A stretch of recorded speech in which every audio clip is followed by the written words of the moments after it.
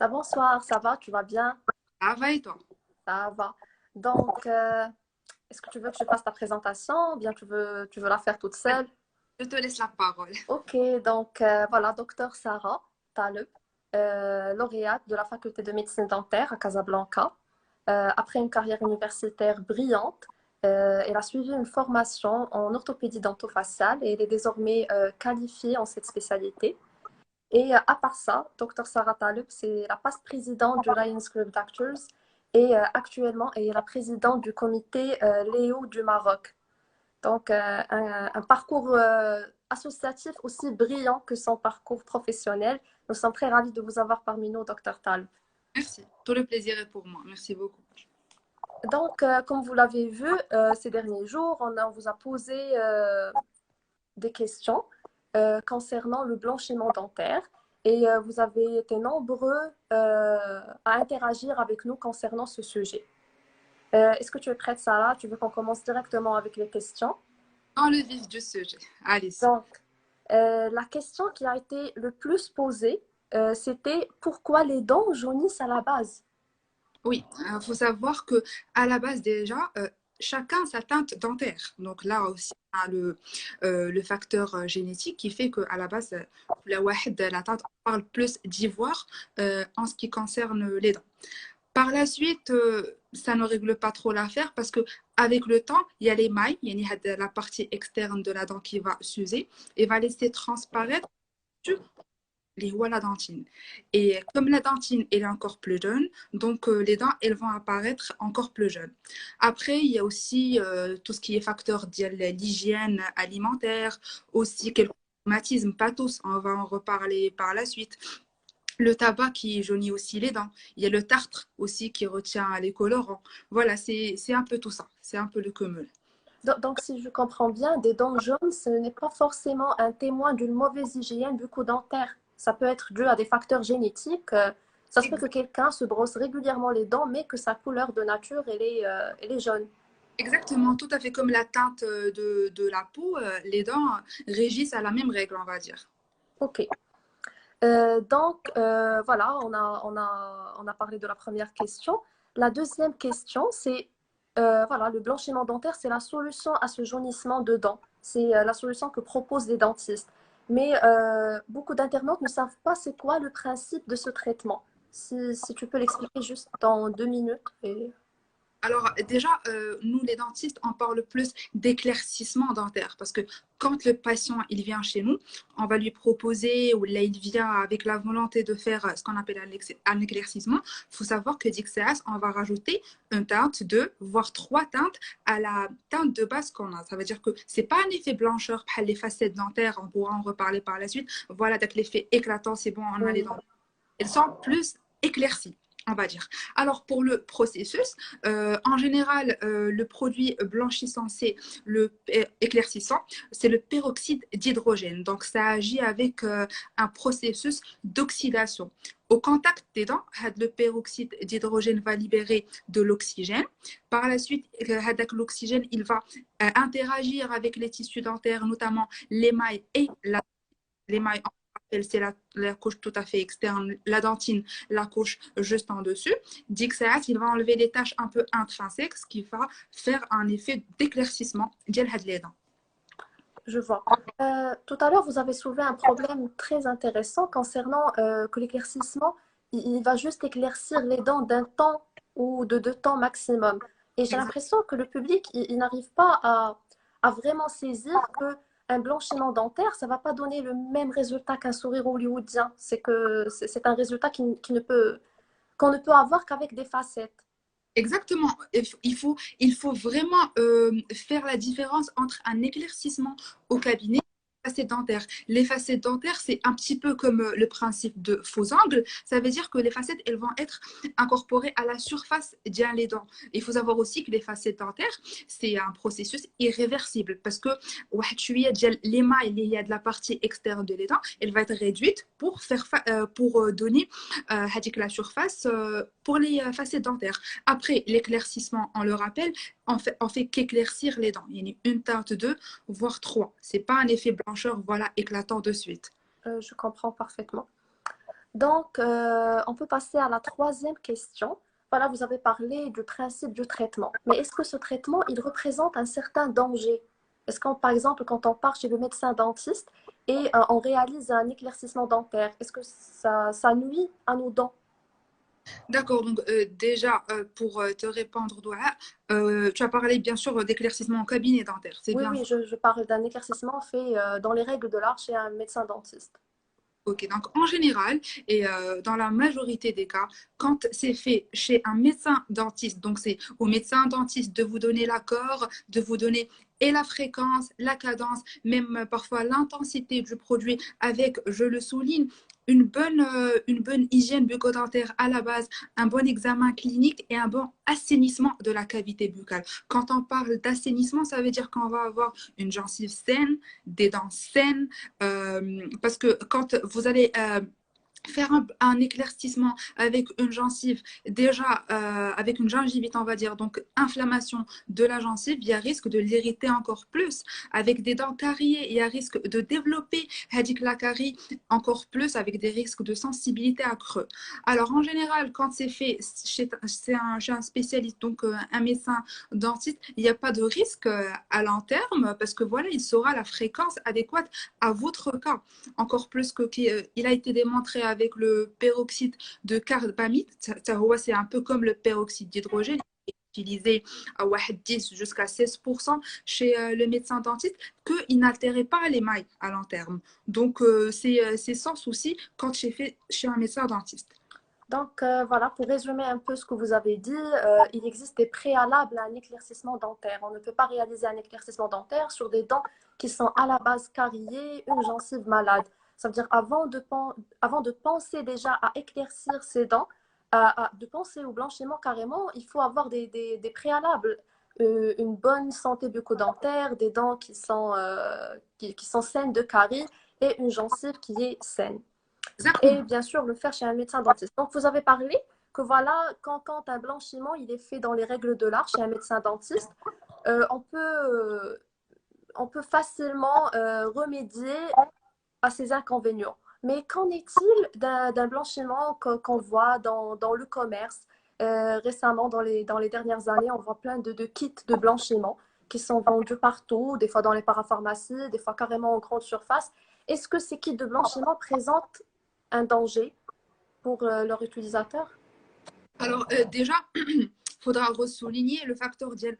Voilà, moi, je veux me blanchir les dents, je vais acheter un kit sans demander conseil auprès de mon médecin dentiste. Donc, je ne sais pas si ma cavité buccale, déjà, elle est apte à recevoir avec l'éclaircissement, avec le produit. Donc, déjà, là, le premier danger. Par la suite, il faut savoir que la législation en général, la réglementation euh, autorise un peroxyde d'hydrogène, le produit éclaircissant, de 0,1% sur les produits de commerce, donc les produits de cosmétiques. Alors que chez le médecin dentiste, on peut aller jusqu'au 6%. À l'âge, parce que voilà, parce que c'est utilisé à tort et à travers pour un peu autoriser la chose. Mais on n'a pas le contrôle sur tous les produits de blanchiment. Donc, parfois, on peut dépasser avec le taux, donc avoir plusieurs soucis. Des soucis qui n'apparaissent pas de façon générale momentanée, mais plus à long terme. On a des érosions, l'émail à long terme, donc plus de susceptibilité au caries. On a des sensibilités très accrues et on a aussi de l'irritation gingivale au cas où le produit il touche la gencive. Donc il faut savoir aussi qu'il y a une contre-indication absolue. On peut dire que c'est la seule contre-indication absolue de l'éclaircissement. Ce sont les fêlures. Les fêlures, c'est on va dire بحال واحد الشقيقات qu'on a exactement qu'on a au niveau des dents et elles sont pas détectables. Elles peuvent ne pas être détectables qu'à l'œil nu. Donc là, c'est contre-indiqué. C'est très, très, très douloureux de faire un éclaircissement avec ces fêlures. Et on ne Donc, peut pas savoir à l'avance si on a ces fêlures sans un examen clinique chez un médecin dentiste. exactement, exactement. Donc, voilà, si on applique le blanchiment sans consulter le médecin dentiste, ça serait un peu trop tard. On va déjà être dans des douleurs, dans des grandes répercussions par rapport au traitement. exactement des répercussions, pas que momentanées, mais aussi à long terme. Par la suite, tu vas te dire ouais, pourquoi j'ai des caries, c'est pas possible. Moi, je me brosse, j'ai une bonne hygiène, alors que il y a واحد, 1 an, 2 ans, tu utilisais des kits de blanchiment à tort et à travers. Après, voilà, on a parlé un petit peu des produits de commerce. Donc, il n'y a pas de mal, on va dire, à prendre un produit de commerce et à l'utiliser, mais au préalable, minimum, c'est prendre conseil auprès de son médecin dentiste pour voilà, le kit adéquat pour l'assainissement déjà de la cavité buccale avant. Après, il y a kit blancheur, il y a des stylos blancheurs, il y a un peu, voilà, un Et peu plein. le marché, il est très vaste concernant ces produits. Et Exact. et je pense que la meilleure solution pour protéger le consommateur, c'est, puisque la législation elle n'est pas très stricte concernant ces produits, c'est de toujours consulter son médecin dentiste avant. Impérativement, Voilà. impératif. Franchement, c'est impératif. Et je pense que voilà, votre médecin, il saura vous conseiller peut-être le kit de blanchiment du commerce qui est le plus adapté à vous, Et- puisqu'il y en a beaucoup de types. oui, oui, oui, effectivement. A priori, on peut faire ça. On peut leur conseiller le kit adéquat avec le taux de peroxyde d'hydrogène adéquat, avec aussi et la façon et la durabilité, la fréquence aussi, parce que vraiment, il ne faut pas dépasser quelques jours à l'utiliser chez soi, parce que par la suite, voilà, les sensibilités accrues, l'émail devient très, très fragile. Ok, voilà, je comprends. Donc, il y a une autre question. Est-ce que tous les traitements se valent? Vous avez parlé de différents types de traitements. Qui est, à votre avis, le plus efficace? Alors, en fait, tous les traitements se valent par rapport au traitement au cabinet ou là au traitement au commerce. Non, Je- les traitements au cabinet, entre eux, et en comparaison avec les traitements au commerce. alors, par rapport au traitement au cabinet, est-ce que tous ils se valent? Plus ou moins. Alors, on a le blanchiment sur fauteuil et à la maison. Sur fauteuil, c'est un peu plus, on va le faire en 1 à 2 séances. C'est un peu plus intense. D'accord? En termes d'efficacité, on peut dire qu'il est un peu meilleur, mais on peut avoir le même résultat avec des gouttières à la maison. Des gouttières, on va revenir sur ce point, qui sont personnalisées pour chaque patient. Là aussi, on revient à un petit inconvénient des kits de commerce où il y a des gouttières préformées. Je peux sourire d'abord et toi tu souris d'où on n'a pas On forcément n'a pas la. voilà, on n'a pas le même sourire. Ça va de soi, franchement, ça va de soi. Donc, on peut avoir le même résultat avec les kits à domicile si on est vraiment rigoureux, très sérieux, et on fait ça avec les règles de l'art. Sauf que, voilà, avec les kits, voilà, les gouttières d'éclaircissement à domicile, ça va prendre un peu plus de temps. Alors que les autres ouais, de séances, on peut faire après toujours des révisions, après quelques mois pour pas voilà, potentialiser avec l'effet susceptibilité et sensibilité dentaire. Parfois, une fois tous les 6 mois ou là, mais voilà, les deux sont efficaces, on va dire. Voilà. Et bien sûr, par rapport aux produits de commerce, chez le médecin dentiste, c'est plus efficace. Pour la, bon, il y a plusieurs raisons, mais déjà la raison principale, c'est C'est que la concentration du peroxyde d'hydrogène, elle est supérieure.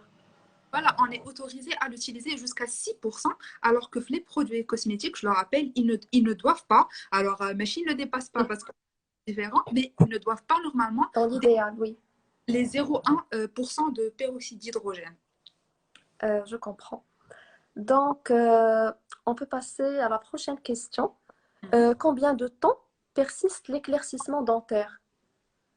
Alors là, en fait, il y a plusieurs facteurs qui régissent la question, notamment, d'abord, اللي هضرنا عليه, c'est إنا blanchiment, إنا éclaircissement بعدك غادي نديرو. Si c'est chez le médecin dentiste, voilà, notamment, il va perdurer encore plus qu'un kit de commerce. Chez un médecin dentiste, on peut avoir un résultat qui peut perdurer même jusqu'à 3 ans. Mais 3 ans avec de bonnes habitudes alimentaires. Alors là, on préconise après éclaircissement dentaire de ne pas prendre de colorant alimentaire ouais, 3 jours. Par la suite, Donc, il y a des gestes à suivre, des gestes à éviter après un éclaircissement dentaire qu'il ne faut pas faire.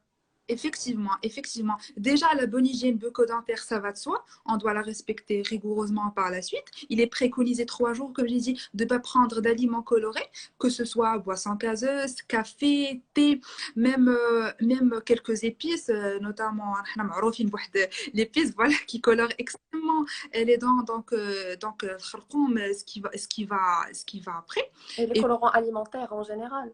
alimentaire en général. Après, il y a aussi le tabac. Le tabac, ça va de soi, on ne doit pas fumer après un éclaircissement, que ce soit... Bon, on ne doit pas fumer en général, mais bon, après Oui, l'éclaircissement, autant plus après, oui, parce que les tubules dentinaires, ils sont ouverts et les dents, ils sont beaucoup plus sensibles que d'habitude après un éclaircissement.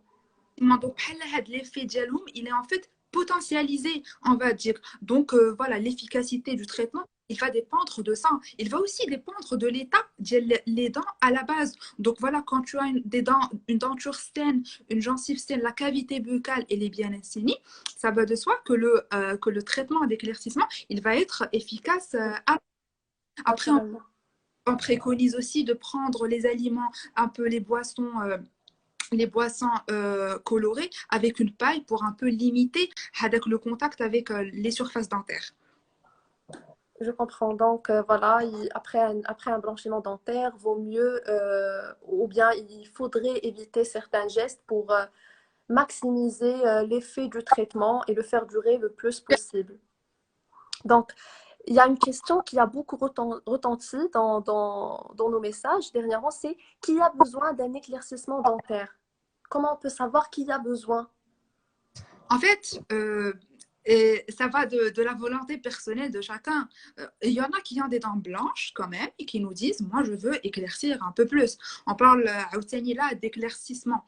Donc on va plus parler des gens qui ne doivent pas faire d'éclaircissement. On a parlé tout à l'heure de fêlure, on va le rappeler, parce que voilà, c'est une contradiction très importante. Ça altère, c'est des sensibilités par la suite accrues.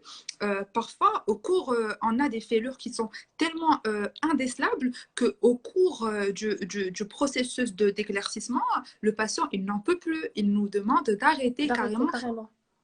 tellement les sensibilités, elles sont très accrues. Après, voilà, pour faire un éclaircissement ou pas, il faut toujours se fier au médecin dentiste pour vous donner le OK. Et voilà, s'il y a des assainissements, des caries à enlever, un détartrage rigoureux doit être fait à l'avance, ça va de soi. Enlever le tartre, voilà un peu. Le tartre, entre parenthèses, ça retient aussi énormément les colorants. Et ça peut, des fois, c'est juste le tartre qui donne cette impression des dents jaunes. Peut-être que si on l'enlève et on a une bonne hygiène bucco-dentaire, on va arriver même à éclaircir les dents d'un temps ou de deux temps carrément sans blanchiment dentaire. Exactement, en fait l'hygiène bucco-dentaire en général, elle va vous éclaircir les dents. Parce qu'on va en parler par la suite, parce que en fait, tout ce qui est extrinsèque à la dent, c'est question d'hygiène. Après, une fois on retrouve la couleur de base, là, c'est déjà un résultat, c'est déjà un acquis. Je comprends. Donc, voilà. Je pense que cette question, voilà, on y a répondu. Donc, qui a besoin d'un éclaircissement dentaire? Après, la question qui est venue, après une séance de blanchiment, est-ce que les gencives sentaient plus sensibles? En fait, et déjà, je ressouligne qu'il faut avoir des gencives saines avant de faire un éclaircissement, puisque ça potentialise leur irritation. Mais voilà, quand un éclaircissement est fait au fauteuil, il faut savoir qu'il y a ce qu'on appelle une digue protectrice. La gencive, ça veut dire que le produit, il n'arrive pas à la gencive. Mais Donc, ces digues protectrices, est-ce qu'elles existent dans les kits de commerce? Est-ce qu'on arrive à protéger la gencive? il y a des kits qui la proposent, il y a des kits qui ne la proposent pas. Et voilà, et parfois le patient, et c'est la première fois qu'il va utiliser un kit, il ne sait pas que le produit est très nocif pour la gencive. On a parfois des brûlures, donc la gencive, elle devient blanche carrément. Elle est cramée, on va dire, carrément, elle est cramée, donc c'est un peu dangereux. Après, au niveau des gouttières personnalisées, dont j'ai parlé tout à l'heure, qui sont préconisées à domicile, indiquées à domicile, là, ce sont des gouttières qui sont taillées avec ce qu'on appelle le collet des dents. Donc, ça veut dire qu'elle n'arrive pas à la gencive. Le produit, il n'y a pas de risque. Si la quantité, bien sûr, il ne faut pas dépasser, il ne faut pas faire une quantité énorme. Après, ce sont des conseils que le médecin dentiste, Il va donner à son patient. avant de les utiliser. Mais bon, en général, il n'y a aucun risque, et surtout si la gencive elle est bien assainie avant. OK. Donc voilà, les gencives elles doivent être au préalable saines et si un blanchiment il est fait dans les règles de l'art, il n'y a aucune raison pour que les gencives en sortent plus sensibles ou bien traumatisées. Donc, je pense qu'on a répondu déjà à cette question. Quels sont les gestes à éviter après une séance de blanchiment? Vous avez parlé d'éviter de fumer, d'éviter les colorants alimentaires, etc. Vous avez aussi parlé de l'utilisation de paille concernant les boissons gazeuses. Euh, Est-ce que les boissons gazeuses, elles ont un retentissement sur la couleur des dents? En fait, ça dépend de leur utilisation, on va dire. On va pas siroter, je sais pas, un coca toute la journée et on va s'attendre à une blancheur éclatante. Déjà, les boissons, en général, que ce soit gazeuses ou autres, elles contiennent beaucoup d'acide et de sucre. L'effet, déjà, il est potentialisé quand on va siroter toute la journée une boisson gazeuse ou là, d'autant plus, on va la prendre en fin de repas. Ça veut dire que radis pralina au niveau de la cavité buccale pendant un instant ou là, pendant un moment, quand Il y a, oui. ça va potentialiser l'effet de sucre et d'acide qu'il y a donc plus de risques de caries. Après, c'est conseillé déjà de prendre de telles boissons avec des pailles, donc pour limiter le contact avec les surfaces dentaires, ou là, minimum de se rincer la bouche par la suite. Après, un petit et entre parenthèses, c'est qu'on prend un petit peu de fromage. Le calcium, il est important pour les dents, il va un peu contrecarrer l'effet acide et sucré de ces boissons. Donc, c'est une petite astuce. Après une boisson gazeuse, on peut toujours manger un petit bout de fromage pour un peu. Exactement. Après, si c'est un Je repas, pense qu'il vaut mieux éviter carrément les boissons gazeuses et ne pas se casser la tête avec. au cours d'un repas où on va se brosser les dents par la suite. Ce serait Exactement. Ok. Donc, est-ce qu'il existe des alternatives naturelles au blanchiment dentaire? Parce on a d'une part les kits de blanchiment disponibles au commerce et le blanchiment dentaire au cabinet avec le médecin dentiste. Quel est votre avis de professionnel concernant les traitements naturels, ceux qu'on fait à base de citron, de bicarbonate de soude ou parfois de charbon? répondre, Doha, je suis désolée, mais c'est par rapport à tout ce qui est au commerce. On a parlé de kits, mais aussi il y a les dentifrices. Ah oui, des dentifrices blanchisseurs. Exactement, là c'est une grande parenthèse parce qu'en fait, comme quand on a dit tout à l'heure, il ne faut pas dépasser 0,1% de peroxyde d'hydrogène, tout ce qui est commerce, donc notamment les dentifrices. Alors pour cela, les dentifrices à base de peroxyde d'hydrogène à 0,1%, il faut dire qu'ils ne sont pas vraiment efficaces. On retrouve là des dentifrices avec ce qu'on appelle du silice, du bicarbonate de sodium. On va en reparler tout à l'heure pour les recettes un peu naturelles. Alors là, il faut savoir qu'il y a ce qu'on appelle, les États-Unis ont établi ce qu'on appelle l'indice d'abrasivité. Ça veut dire que les particules de silice et de bicarbonate de sodium, elles doivent être d'une granulométrie respectable. Ce sont des petits grains avec une certaine grandeur. Exactement. Donc, plus elles sont grandes, plus elles vont être abrasives pour les dents. Ça va de soi. Donc là, l'indice, on l'appelle RDA. Le RDA, normalement, il ne doit pas dépasser les 150. Donc, on va de moyennement abrasif à dangereusement abrasif. Donc là, une étude a été faite sur 17 dentifrices. On en trouve 4 de moyennement abrasifs. Les autres, ils sont vraiment abrasifs. Et en fait, le plus dangereux dans tout ça, c'est qu'ils n'ont pas, ils ont pas ils sont pas obligés de nous indiquer l'indice d'abrasivité au niveau de ces dentifrices. Donc, Donc, il y a le même problème avec l'équipe de blanchiment, une absence un peu la législation, elle est un peu floue concernant ces produits et le consommateur, il peut s'en retrouver. effectivement, au cas les produits, en fait, les dentifrices blancheurs, c'est pas un effet blancheur, c'est un effet gommant. Donc, il va enlever tout ce qui est taches de l'extérieur, les taches extrinsèques. Ça veut dire que les dents, elles vont apparaître plus blanches. C'est un effet de gommage. Après, faut pas les utiliser à tort et à travers. Ça doit être vraiment très, très. C'est comme le gommage pour la peau, on effectue, le dentifrice est en train d'effectuer un gommage pour ses dents. Exactement. Ouais. Imaginez un gommage pour la peau. Chaque jour, ça va Oui, virer c'est très abrasif, oui. les dents. Donc, la situation idéale, c'est de consulter son médecin dentiste aussi pour les dentifrices blanchisseurs. Peut-être qu'il saurait vous conseiller le meilleur et de vous dicter même la fréquence d'utilisation. Exactement. Il y a des dentifrices blancheurs avec un indice d'abrasivité plus bas que d'autres efficaces qu'on pourra utiliser, qu'on pourra. Voilà, c'est une alternative, on va dire pas mal, mais bon, faut être très très minutieux avec dans l'utilisation les dentifrices blancheurs. Après, maintenant, je reviens à ta question, Doha, par rapport aux recettes. Aux recettes naturelles. Votre avis d'expert concernant ces recettes, est-ce qu'elles sont efficaces et d'une part, est-ce qu'elles sont nuisibles? En fait, on parle, quand vous dites recettes naturelles, j'en entends plusieurs, notamment, Le bicarbonate de soude, le citron, le charbon. oui, oui, exactement. Alors, par exemple, par exemple, le bicarbonate de soude, on en a parlé tout à l'heure, il existe aussi au niveau, euh, Des dentifrices. au niveau des dentifrices, sauf que le bicarbonate de soude qu'on utilise nous-mêmes, la granulométrie diallo, il va être plus importante, donc plus abrasif à long terme. C'est vrai qu'il est assez efficace, c'est une recette de grand-mère, mais il faut l'utiliser avec précaution, ne pas dépasser les une fois par semaine au maximum. Après, il y a l'effet, il y a le charbon. Bon, au niveau du charbon, il n'y a pas trop d'études dessus. C'est connu que c'est un antioxydant. Et à long terme, il peut nous faire des érosions aussi au niveau de l'émail et des taches au niveau des dents et de la langue aussi. Après, il y a aussi le citron. Tu as parlé de citron. Donc là, le citron, c'est une attaque acide. Franchement, c'est hyper dangereux. Donc, on ne le préconise pas du tout. Là, on a des patients. Le fait de croquer un citron ou un agrume, il y a l'érosion de suite. Ou là, le fait de siroter toute la journée un jus de citron parce que ça fait maigrir.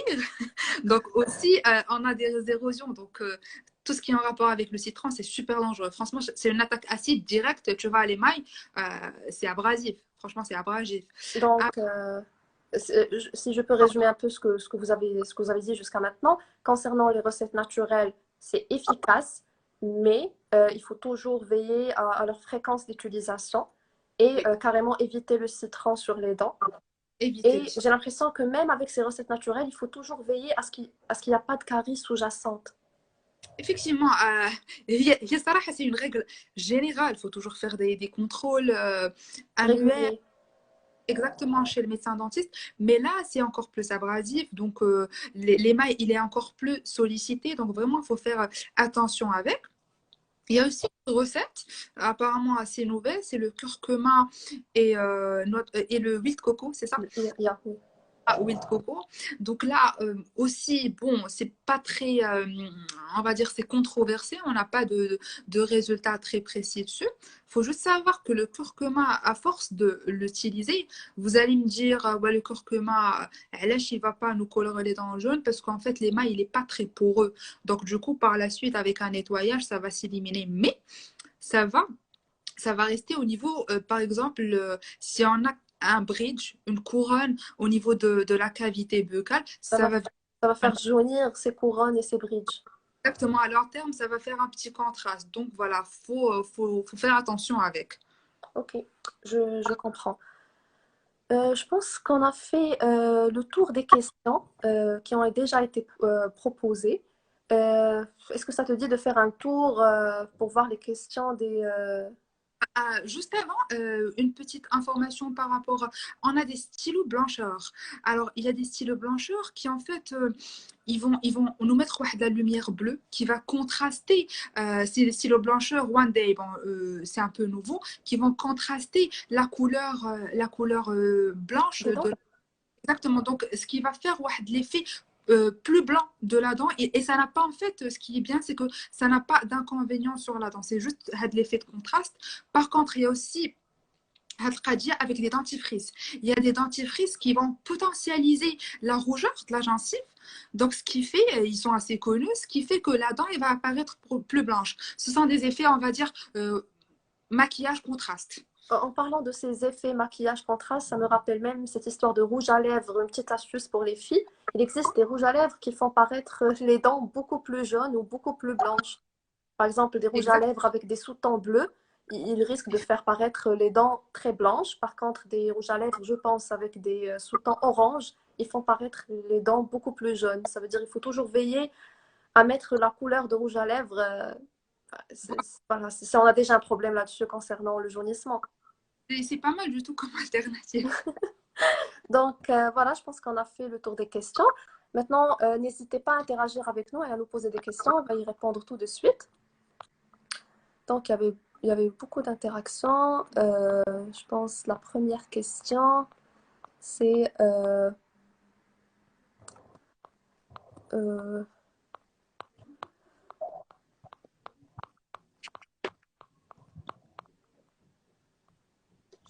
donc يا حمزة اسمح لنا, c'est le même mécanisme de blanchiment de la peau, celui de Michael Jackson. Hamza, il est en train de faire des blagues. Donc, il y a Halima qui dit: je serai ta première patiente post-confinement pour un blanchiment. Oui. Donc, il y a un petit Sam qui a demandé: comment peut-on maintenir les résultats d'un blanchiment? Je pense qu'on a déjà répondu à cette question au cours du live. Oui, exactement. On va répondre encore s'il y a de nouveaux internautes. C'est en fait le fait de garder une bonne hygiène bucco-dentaire très stable, éviter les colorants alimentaires, les boissons colorantes, on va les prendre avec une paille pour un peu minimiser le contact avec les surfaces dentaires. Et voilà, bien se brosser les dents par la suite. Des détartrages continuels de manière continue, sérieuse pour limiter la formation du tartre, voilà, qui va nous retenir aussi le colorant et bien sûr éviter tout ce qui est tabac. Bien sûr. Et il y a une autre question de Louay: recette de grand-mère de point de traitement au charbon, ça marche? Et quels sont les risques? Ça aussi, je pense, on a répondu à cette question. Oui, bon, le charbon, c'est un peu controversé, on n'a pas beaucoup d'études dessus, mais il faut quand même le faire avec précaution à long terme, sans des taches sur les surfaces dentaires, les surfaces linguales aussi, et des érosions d'émail par la suite. Je vois. Donc, il n'y a pas de consultation gratuite au Dental Centre d'Arbre pour le dentifrice. Pour le dentifrice, C'est Hamza, il est en train de faire des blagues. La différence entre laser et les gouttières, c'est une question posée par WM. alors en fait, les gouttières, elles vont agir, comme on a dit tout à l'heure, le laser aussi est super efficace pour l'éclaircissement. On peut dire qu'il est encore plus efficace. Donc, entre parenthèses, un peu plus coûteux, il va peut-être perdurer par la suite. Et c'est avec l'effet laser qui le rend un peu plus rapide, on va dire. Contrairement aux gouttières qu'on va préconiser à domicile où le patient, il va les mettre quelques heures ou la même dormir avec, c'est en fait avec la fréquence et le fait de les mettre chaque jour, ça va plus éclaircir les dents, mais c'est petit à petit. Graduellement. Exactement, c'est graduellement, maximum 15-20 jours au maximum. Après, on va faire des révisions.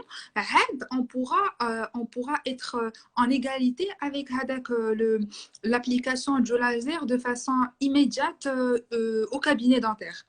Donc, le laser, c'est un peu pour les impatients et ceux qui ont beaucoup plus de moyens, et les gouttières pour ceux qui peuvent attendre un peu. Exactement. En fait, et pour les personnes, on va dire un peu plus minutieuses, parce que les gouttières, ça nécessite un certain respect. On va pas faire ça un jour sur deux, ou là, ça dépend des sensibilités. Mais voilà, il faut être très minutieux par rapport à l'indication, par rapport au mode d'utilisation. La quantité du produit dans les gouttières et le fait de ne pas en mettre trop, parce qu'on va en reparler une fois ça touche la gencive, surtout si on dort avec, donc ça va donner plus d'effet avec la gencive. Le lendemain, elle va être blanche, cramée. Donc voilà, il faut toujours faire attention concernant la gencive avec l'éclaircissement. Donc, il y a Youssel qui demande le fakhr, voilà, le charbon, on en a déjà parlé. Euh, il y a Citrine qui demande: est-ce que vous recommandez les bandes Crest? Alors là, on va revenir un peu sur tous les produits de commerce en général. C'est vrai que les bandes Crest, j'ai remarqué que voilà, j'ai jamais indiqué ça aux patients, mais ils ont un résultat pas mal. Après, il faut toujours voir avec le médecin C'est un dentiste. dentiste. Que ce soit Crest ou la autre marque, ça reste Jihaja de commerce. Nous, les médecins dentistes, on n'a pas un contrôle dessus. C'est-à-dire qu'on a les produits qu'on utilise, ils ne sont pas au commerce et vice-versa. Et vice-versa. Donc, du coup, tout ce qui est HADA, vaut mieux prendre conseil, mais fait base, voilà, moi, je vais utiliser ça. On va checker les pour et les contre, la quantité de peroxyde d'hydrogène, la cavité buccale avant, si elle est prête à recevoir le produit, par la suite, donner le OK. je vois parfaitement. Là, Donc, j'ouvre une parenthèse parce qu'il y a beaucoup de patients qui viennent nous dire, moi j'utilise cette marque, had la marque, had la marque, had la marque. Forcément, nous, on n'est pas au courant de tout parce que là, c'est un autre domaine. C'est un autre domaine, c'est le cosmétique. C'est pas forcément notre domaine. Les produits qu'on utilise, ils sont un peu connus, on va dire. donc, on comprend le principe, mais de là à savoir toutes les marques du marché, c'est un peu difficile. Exactement, parce que nous, on ne l'est pas nous-mêmes au cabinet. Les fournisseurs dentaires, en général, c'est autre chose. Donc, ce sont des produits cosmétiques, un peu de commerce, où il faut toujours faire attention avec. Et toujours demander l'avis du médecin dentiste, puisque la santé des consommateurs, elle n'est pas toujours protégée concernant ces produits-là. Comme on va dire le résultat, c'est vrai qu'il y a des résultats pas mal du tout. Oui, mais il faut toujours penser sur le long terme. Il faut voir sur le long terme ce que ça va faire. Par la suite, le risque accru de caries, de sensibilité, ce qui va avec. Ok, merci Sarah. Je pense qu'on peut passer à la prochaine question de Souka Hope. Elle demande combien de fois dans notre vie peut-on faire un blanchiment chez le dentiste? Alors, dans notre vie, donc en fait, on demande aux patients de laisser le blanchiment pour une occasion un peu spéciale. Comme ça, on évite d'en refaire un peu beaucoup. Mais voilà, je sais pas, un blanchiment tous les 3 ans serait raisonnable. Mais plus, voilà, plus c'est limité et plus on va appliquer des hygiènes, des mesures pour faire perdurer le prochain résultat, que ce soit pour la cavité buccale, mais aussi pour un peu les moyens financiers, ce serait pas mal. On va pas s'amuser à droite à gauche à en refaire pendant longtemps parce que اي حاجه درتيها بزاف quand même ça a des répercussions زعما faut pas nier. Donc voilà, on va rester un peu Donc, vaut mieux jouer sur la pérennité de ce traitement au lieu de le refaire à chaque fois et à chaque fois. exactement, c'est certain, exactement. Donc, il y a Zakaria et Tsaïli qui demandent le blanchiment pulsé à la lumière bleue est-il plus efficace que le blanchiment au peroxyde, sachant que le coût du premier est beaucoup plus important? En fait, à la lumière pulsée, il peut être un blanchiment au peroxyde. C'est juste qu'on va plus activer les particules de peroxyde à travers la lumière. C'est en fait un processus d'accélération De et potentialisation un peu. exactement, c'est ce qu'on retrouve même au cabinet. Donc, quand on fait la séance aux patients, c'est à peu près, c'est pas vraiment le même produit que les gouttières à domicile, mais il est potentialisé par l'effet de la lampe. Du coup, c'est plus accéléré. Il n'y a pas de grande différence entre les deux. Je vois, je pense qu'on a répondu à la question de Zakaria. Maintenant, c'est Manal qui demande qu'est-ce que vous préconisez, le blanchiment ambulatoire ou sur fauteuil? Je pense voilà, qu'elle vous demande carrément qu'est-ce qui est meilleur? Est-ce que celui, voilà, l'ambulatoire ou bien celui qu'on fait sur fauteuil? Alors, on va le redire encore une fois, la différence est que à la maison, on va le faire un peu plus doucement.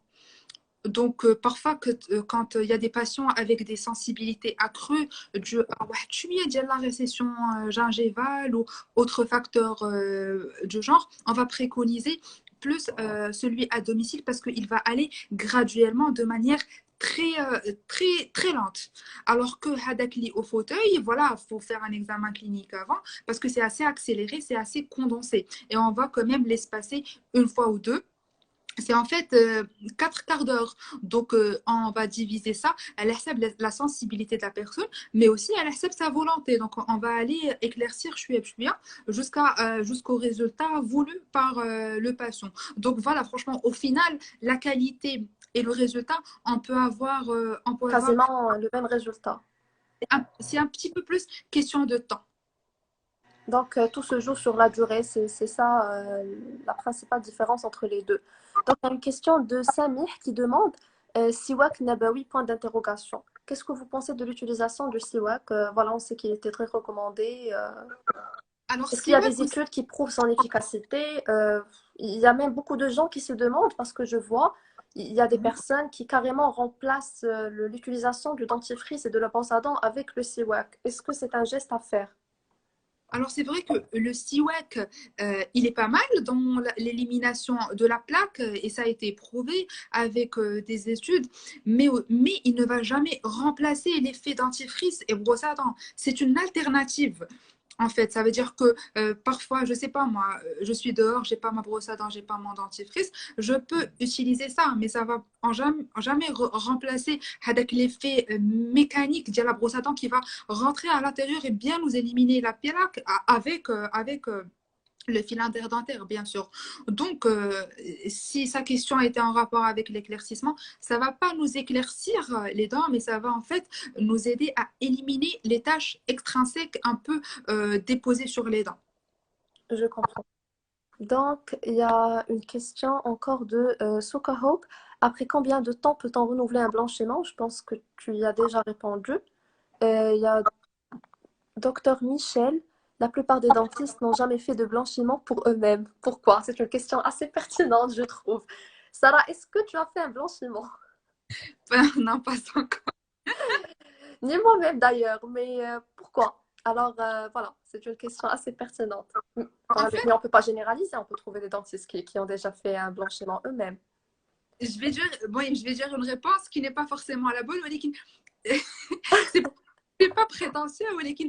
Peut-être que on prend entre parenthèses plus soin de nos dents parce que on est au courant de ce qui se passe et voilà. Donc, elle dit que l'élimination de plaques, l'élimination de produits extrinsèques, ça va donner des dents plus éclairées. Walekin, moi, personnellement, j'ai l'intention de le faire. J'attends l'occasion Et pour. moi aussi, rien que pour prouver à Docteur Michel qu'il attend, je viendrai faire un blanchiment chez vous peut-être. Donc, il y a donc oui, Am, moi aussi je compte le laisser pour mon mariage, c'est très bien. Voilà, il faut laisser le blanchiment pour les occasions spéciales. Euh,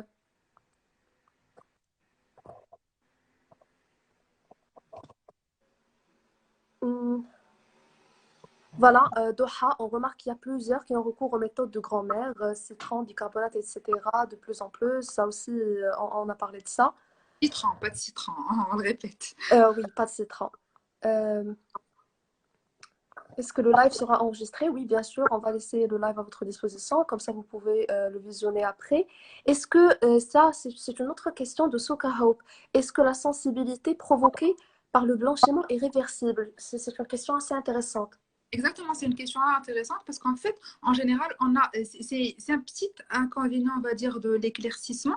Il va perdurer ouais, 2, 3 jours. On a des sensibilités. Parfois même, on prescrit ce qu'on appelle des vernis fluorés pour un peu renforcer l'émail durant cette période. Ah, donc, les gouttières qu'on met pour révision chez soi, qu'on attend en général avec du vernis fluoré pour un peu potentialiser avec l'effet. L'effet. Mhm. Avec le processus d'oxydation dont on a parlé tout à l'heure pour un peu éclaircir les dents, c'est vrai qu'ils deviennent un peu plus sensibles. Les tubulés dentinaires, tu en as parlé tout à l'heure, Doha, ils sont ouverts, donc il y a plus de sensibilité, il y a plus d'absorption de coloration. Donc oui, il y a des sensibilités et c'est très. Et puisque ces tubulés dentinaires, désolé de t'interrompre, ils sont ouverts, les dents sont plus sensibles aux variations des températures, le chaud, le froid. C'est pourquoi on peut ressentir Voilà, je vais alterner froid et les chaud chauds. pas bien de le faire. Donc, encore plus, l'effet, il est potentialisé après l'éclaircissement. Ils sont un petit peu fragiles, mais l'effet de sensibilité, il ne faut pas s'inquiéter. Il est réversible, mais entre parenthèses, on doit, voilà, avec la bonne application du produit éclaircissant, en conseil avec le médecin dentiste. Donc voilà, il est réversible, mais il n'est pas à prendre à la légère. Euh, Exactement. donc, voilà, je pense.